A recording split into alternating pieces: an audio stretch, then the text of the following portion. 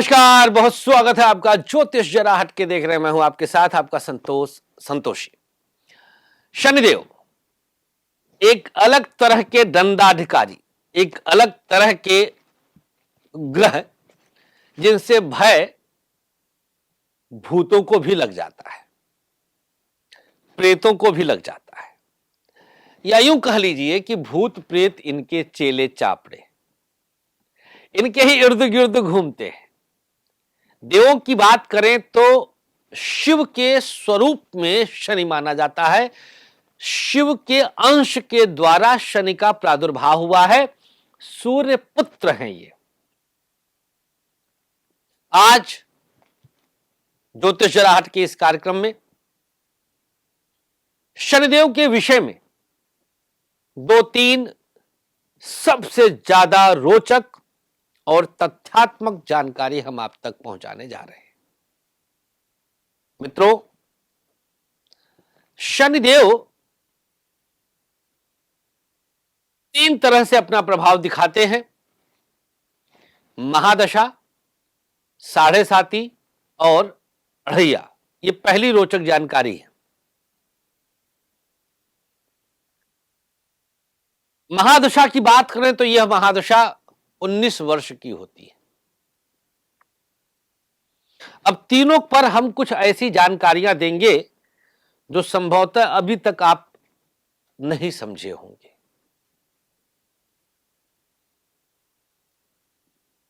शनिदेव के द्वारा एक बहुत सकारात्मक योग बनता है प्रेत बाधा। इसके अंदर की जो सकारात्मक ऊर्जा है वो आपके जीवन शैली से परिलक्षित हो जाता है। प्रेत बाधा मैंने आपको बहुत पहले बताया था कि हर योग के दोनों पहलू होते हैं, पॉजिटिव और निगेटिव। हर योग के भी दोनों पहलू होते हैं, पॉजिटिव और निगेटिव। प्रेत बाधा का जो पॉजिटिव पहलू है, प्रेत बाधा आपको फायदा दे रहा है या नुकसान, उसको समझें आप। प्रेत बाधा का पॉजिटिव पहलू यह है कि ऐसे लोग कभी थकते नहीं, अनवरत काम करते हैं, दिव्य मेहनत करते हैं और इतनी मेहनत करते हैं कि ये प्रदेश, देश और अंतरराष्ट्रीय स्तर पर ख्याति प्राप्त कर लेते हैं। प्रेत बाधा का निगेटिव पहलू यह होता है कि ऐसे लोग 24 घंटा आलस्य में डूबे रहते हैं। इनके सोने, उठने, जागने, खाने, बैठने की किसी क्रिया की कोई पंक्चुअलिटी नहीं होती है। निठल्लों की तरह पड़े रहते हैं और ये इसी तरह से अपने जीवन को नष्ट करते हुए बर्बाद हो जाते हैं। ऐसे लोग नशे की गिरफ्त में भी जाकर के अपने आप को नष्ट कर लेते हैं। और ये दोनों योग मूलतः शनिदेव के द्वारा बनते हैं, जो इनकी दशा में ही जागृत होता है। अब इसको आप समझ जाइएगा। तो पहली रोचक जानकारी यह रही कि शनि के द्वारा इनकी दशा में बनने वाले प्रेत बाधा के अंतर्गत आप अपने दैनिक जीवन में दोनों प्रकार की स्थितियों को आप आंक सकते हैं, आकलन कर सकते हैं और अंदाजा लगा सकते हैं कि शनिदेव आपके लिए कैसे हैं, पॉजिटिव है या निगेटिव। पहली चीज हो गई। नंबर 2, आपकी अगर साढ़े साती है, जैसे वर्तमान समय में शनिदेव कुंभ राशि में आए हैं, तो कुंभ में आने से मीन राशि वालों की चढ़ती साढ़े साती, कुंभ वालों की मध्य चरण की साढ़े साती और मकर राशि वालों की उतरती साढ़े साती। तो मकर, कुंभ, मीन, ये तीन लोगों की इस समय साढ़े साती चल रही है, जिसमें से मकर और कुंभ के लिए ये बेहद सकारात्मक रहने वाले हैं। तो अगर आपकी राशि मकर है या कुंभ है तो दो बड़े परिवर्तन आपका इंतजार कर रहे हैं। नंबर 1 परिवर्तन, आपका रिहाइश, आपका रेजिडेंस चेंज हो जाएगा।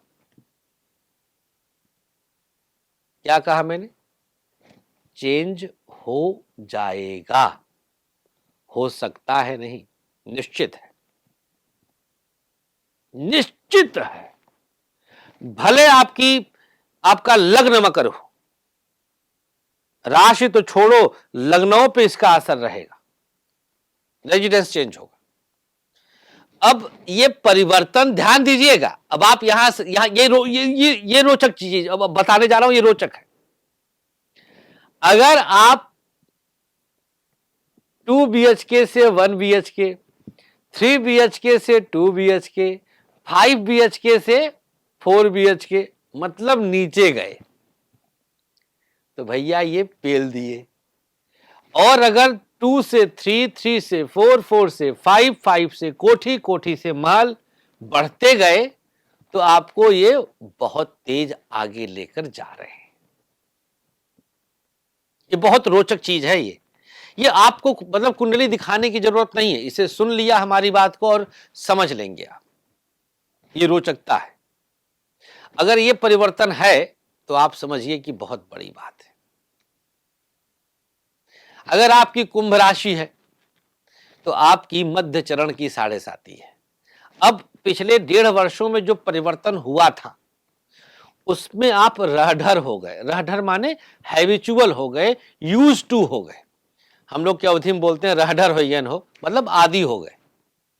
रास्ता चलते चलते अब आदी हो गए, पता चल गया अब ठीक है, अरे चला हो इतने तक गिट्टी पड़ी भाई, बचाई के चल ले भाई।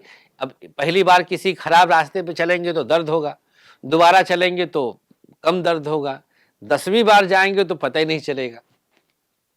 तो चूंकि 2.5 साल पहले से शनिदेव आपको समझा रहे थे, अब कुंभ में आए हैं 2.5 साल के बाद, तो अब आप पूरी तरह समझ गए हैं, अब तो आप रहडर हो गए हैं। तो कुंभ राशि वालों के लिए बहुत ज्यादा कुछ इधर उधर की बातें नहीं है। आती है बात मीन राशि की। अगर आपकी राशि मीन है तो आपके लिए यह आरंभिक 7.5 है। किसी कीमत पर आपके लिए शनिदेव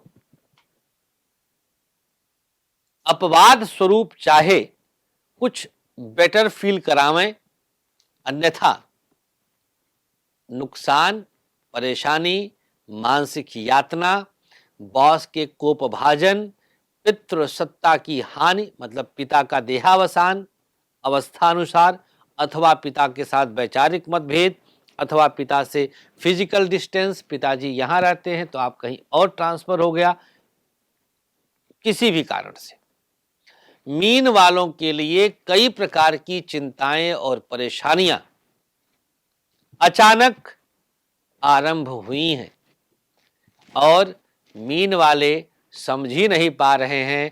आईना में जब अपना चेहरा देखते हैं तो समझ में नहीं आता है कि क्या हो रहा है।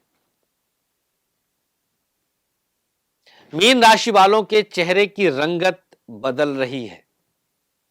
मीन राशि वालों के चेहरे पर जो गोरापन था वो थोड़ा थोड़ा सा डल हो रहा है।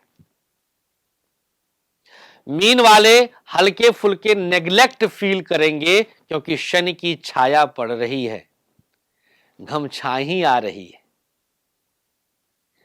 जो चमक था वो फेड होगा, बहुत लाइट ब्लर हो रहे हैं आप। आज की टेक्निकल लैंग्वेज में कहें, कैमरे की भाषा में कहें तो हल्के से धुंधले से पड़ रहे। शनि का आरंभिक स्थान है मतलब जस्ट अभी सूर्यास्त हुआ है। आरंभिक चरण की 7.5 संध्या, मध्य चरण की 7.5 मध्य रात्रि और अंतिम चरण की 7.5 उजाला होने वाला है। रात बीत रही है, अब 7.5 उतर रही है।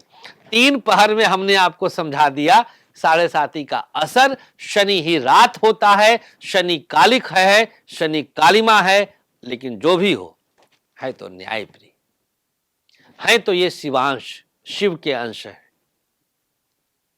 तो शनिदेव की तीनों चरणों की 7.5 का एक अलग तरह के एंगल में हमने विश्लेषण कर दिया है।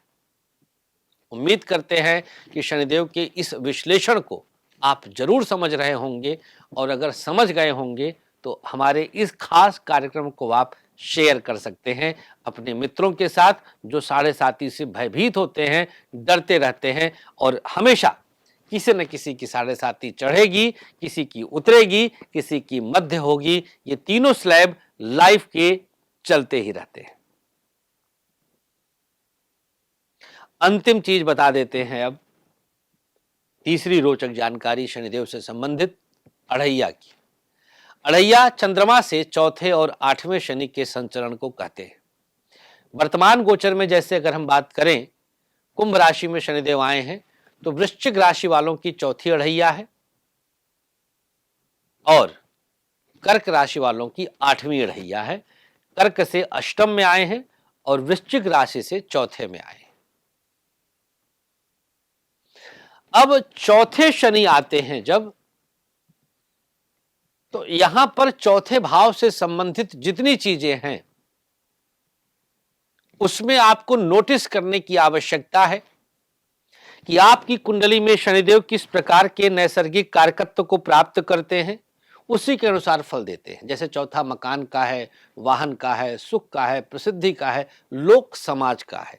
अगर इन जगहों पर आपको फायदा हुआ, इसका मतलब आपकी ये अढ़ैया जो है वो फायदेमंद है। नुकसान हुआ तो लॉस दिए, बहुत सीधा सा संपर्क है इनका।